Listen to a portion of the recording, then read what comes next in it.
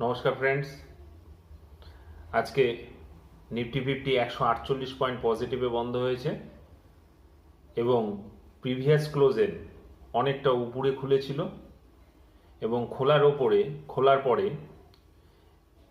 নিচের দিকে তেমন নামেনি এবং একটা রেঞ্জের মধ্যে থেকে মার্কেট কিন্তু আজকে ক্লোজ হয়েছে। তো রেঞ্জটা কত? আমি এর আগেও বলেছিলাম যে 25,000কে কিন্তু নিফটি 25,000কে কিন্তু ভাঙতে পারছে না। আজকে মার্কেটে আপনারা যদি 5 মিনিটের চার্ট দেখেন তবে দেখতে পারবেন যে 25,000-এর কাছে গিয়ে একটা সেলিং প্রেশার আসছে, বারবার ওপরে যাওয়ার চেষ্টা করছে কিন্তু ওপরে যেতে পারছে না, নিচের দিকে নেমে যাচ্ছে। তো 25,000টা একটা সাইকোলজিক্যাল সাপোর্ট, এটা কিন্তু স্ট্রং হার্ডেল।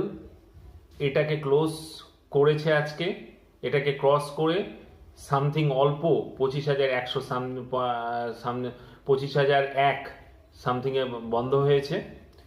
তো এটাও কিন্তু আমরা বলতে পারি না যে 25,000 ক্রস করে গেছে। দেখা যাক কালকে মার্কেটে কি হয়। আজকে 148 পয়েন্ট নিফটি 50 পজিটিভে বন্ধ হওয়ার পেছনেও কারণ আছে।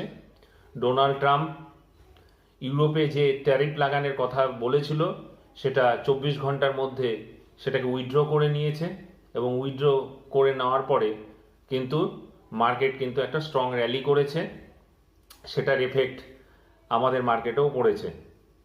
বন্ধুরা, একটা গুরুত্বপূর্ণ বিষয় হলো ইন্ডিয়া ভিক্স কিন্তু আজকে 4.30% পজিটিভে বন্ধ হয়েছে।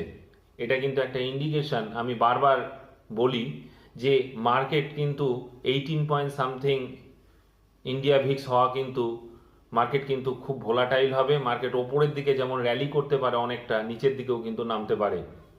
তো এটার দিকে একটু নজর দিয়ে মার্কেটে পার্টিসিপেট করতে হবে।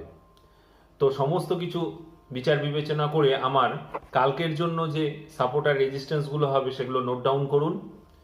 ফার্স্ট সাপোর্ট হবে 24,735, তারপর 24,645, তারপর 24,580, আর রেজিস্ট্যান্স হবে 25,111, তারপর 25,248, তারপর 25,362। এই সাপোর্টের রেজিস্ট্যান্সগুলো কিন্তু আপনারা নোট ডাউন করে কালকে অপশানে পার্টিসিপেট করুন।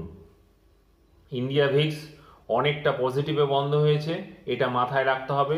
সব সময় স্টপ লস লাগিয়ে কিন্তু অপশানে পার্টিসিপেট করতে হবে, কারণ মার্কেট কিন্তু যে কোনো সময় কিন্তু একটা ওপরের দিকে হোক বা নিচের দিকে হোক স্ট্রং র্যালি করতে পারে। তো ভালো থাকবেন, সুস্থ থাকবেন, আমার চ্যানেলকে সাবস্ক্রাইব করবেন। নমস্কার।